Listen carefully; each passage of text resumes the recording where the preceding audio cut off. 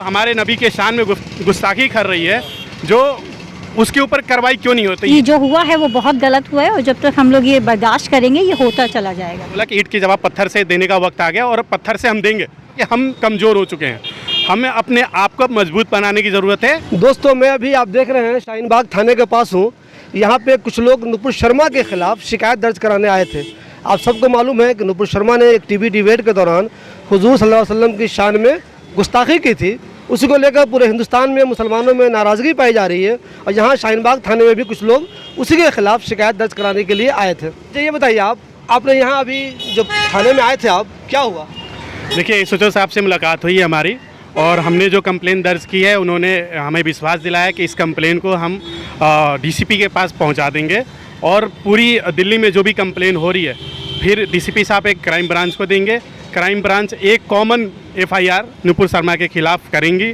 अगर नहीं होता है एफआईआर तो हम लोग 2 दिन का मोहलत दिए कि 2 दिन बाद हम लोग डीसीपी साहब के पास जाएंगे कि हमने शाहीन बाग में एक एप्लीकेशन दिया था, क्या उसके ऊपर कार्रवाई हुई या नहीं हुई।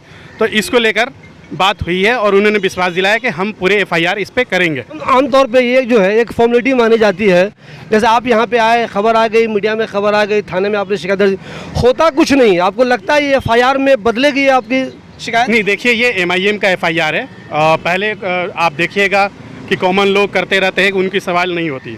हमारे जो बैरिस्टर सुदीन ओवैसी साहब है, एक लब्बैक कर पूरी आवाज़ के साथ नुपुर शर्मा के खिलाफ कल भी बॉम्बे में एक जलसे में उन्होंने बोला है और हर जगह हर इलाके में इनके खिलाफ एफआईआर हो रही है और इस पे कार्रवाई करने की जहां बात हुई, देखिए, जब आपका हौसला और जज्बा हो तो कार्रवाई होती है।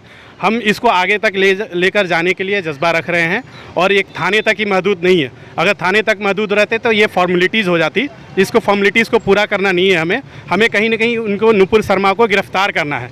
क्योंकि इसलिए गिरफ़्तार करना है, जब एमआईएम के कुछ लोग, अभी आप कुछ दिन पहले देखे होंगे कि अभी मामला ज्ञान वापी का अभी भी चल रहा, मस्जिद का चल रहा था, उसके ऊपर कुछ छोटी सी कमेंट फेसबुक के ऊपर होती है हमारे कार्यकर्ताओं के थ्रू, या उत्तर प्रदेश में हो या गुजरात में हो, तुरंत उनके ऊपर कार्रवाई हो जाती है। तो क्या एक नुपुर शर्मा जो हमारे नबी के शान में गुस्ताखी कर रही है, जो उसके ऊपर कार्रवाई क्यों नहीं होती, ये सवाल है सबसे बड़ी चीज़। और कहीं ना कहीं हमारे अंदर गुस्सा भी, आवाम के अंदर गुस्सा है। अब हम शांत बैठने वाले लोग नहीं हैं कि जो पहले वाली कहानी होती थी कि गंगा जमुना तहज़ीब को बनाकर रखना है। ज़रूर हम इस चीज़ को मानते हैं कि गंगा जमुना तहज़ीब को बनाए रखना हमारी भी जिम्मेदारी है। इतनी जिम्मेदारी भी नहीं है कि हम शर्म के मारे घर में बैठ जाएं। अब मुझे एक चीज़ ये बताइए, आम लोग बदतमीज़ी करें तो बात समझ में आती है, एक छोटा मोटा आदमी कोई हो, एक पार्टी का प्रवक्ता हुजूर के खिलाफ बोल दे, उससे पहले बीजेपी का कई नेता हुजूर के खिलाफ बोल चुका है। आखिर इन लोगों में इतनी हिम्मत आ कहाँ से जाती है कि एक मतलब हुजूर सल्लल्लाहु अलैहि वसल्लम के खिलाफ बोलने लगते हैं ये लोग? हिम्मत इसलिए आ रही है कि क्यों हम लोग घर में खामोश बैठे हैं, हम कभी कार्रवाई कर नहीं पा रहे हैं। अगर कार्रवाई करते तो ये खामोश घर में उन लोग भी नहीं बैठते, जैसे जिस हिसाब से बोलकर और चुपचाप आराम से निकल रहे, कोई एफआईआर उनके ऊपर हो रही है या कोई कार्रवाई नहीं हो पा रही, क्योंकि हम कमज़ोर हो चुके हैं। हमें अपने आप को मजबूत बनाने की ज़रूरत है, सड़कों पर निकलने की ज़रूरत है और एहतजाज करने की ज़रूरत है। हम खामोशी से बैठेंगे, हमारे साथ ऐसे ही होगा। आप देख रहे हैं कि सिविल कोर्ट भी आने की बात कर रहे हैं, तो कभी मस्जिद के मसले आ रहे हैं, कभी मंदिर के मसले आ रहे हैं, कभी 3 तलाक के मसले आ रहे हैं। ये होते रहेंगे जब तक आप खामोश बैठेंगे। आपके ऊपर जुल्म की जो सितम है ढाए जाएंगे और होते जाएंगे। तो इसलिए हम सबसे रिक्वेस्ट कर रहे हैं, एमआईएम एक प्लेटफॉर्म है, एमआईएम हमेशा आपको इस मसले पर आगे बढ़ चढ़ कर आ रही है। आप उनका साथ दीजिए और कंधे से कंधा मिलाइए ताकि हम उनका ईंट का जवाब पत्थर से देने का काम कर सकें। तो मुझे ये बताइए, अक्सर डिबेट में हम लोग देखते हैं वो मुसलमानों के बारे में नफरत के बाद अक्सर ये कॉमन चीज़ है, रोज़ाना होती है, हर एक दो। तो क्या आपको नहीं लगता कि मुसलमानों को चाहिए कि हमेशा इस तरह की बातों के खिलाफ कोर्ट जाना चाहिए, थाने जाना चाहिए, रिपोर्ट होना चाहिए? बिल्कुल जाना चाहिए और जा भी रहे। ये एक जो मिसाल है, पूरे हिंदुस्तान में हम हर थाने में एक एफआईआर करा रहे हैं, ये मिसाल के तौर पे है।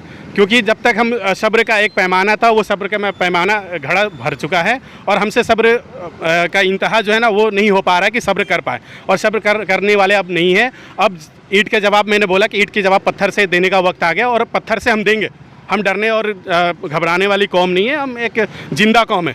पहले याद रखें, हम जिंदा कौम है। हम सब इसलिए कर रहे थे कि गंगा जमुना तहज़ीब जो है उसको हम दायरे में बनाकर और हिंदुस्तान के अमन अमान को बनाकर रखने की चाह रहे थे। लेकिन ये बीजेपी के लोग, आरएसएस के लोग नहीं चाह रहे हैं कि हिंदुस्तान में मुसलमान चैन व अमन से रहे।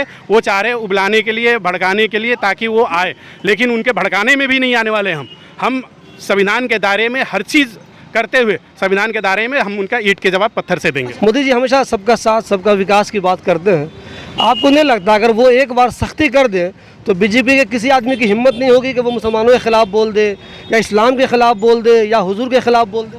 सब देखिए उनकी मिली भगत है, ये सारे उन्हीं के लोग हैं और उनके इशारे पर ही ये सब काम हो रहा है। वो जान रहे हैं कि मुसलमानों के खिलाफ जितने भी आग उगा लो, मुसलमान चुपचाप खामोश बैठेगा, हिंदू एक हो जाएगा। और ये वोट बैंक की राजनीति और वोट की बैंक की राजनीति कर रहे हैं और हर स्टेट में वो जीतते जा रहे हैं। और वो ये बिल्कुल प्रधानमंत्री करा रहे हैं, इससे इनकी खामोशी बता रही है कि मुसलमानों के जो जुल्म सितम मुसलमानों के ऊपर हो रही है वो होने दो। अब नाम बताइए पहले अपना। मेरा नाम शाहीन इकरा है और मैं MIM की वरिष्ठ कार्यकर्ता हूँ और इस नाते मेरा यहाँ पे एक कर्तव्य बनता है कि मैं जो हमारे नबी पाक सल्लल्लाहु अलैहि वसल्लम की शान में जो गुस्ताखी हुई है तो मैं उसमें आगे आके अपनी बहनों को बताऊं और मैं अपना एक हिस्सेदारी दूं कि जो हुआ है वो बहुत गलत हुआ है और जब तक हम लोग ये बर्दाश्त करेंगे ये होता चला जाएगा। मान लीजिए इनकी रिपोर्ट यहाँ ले ली गई, उन्होंने रख लिया, टाल मटोल कर दिया, कुछ नहीं हुआ तो क्या करेंगे आप?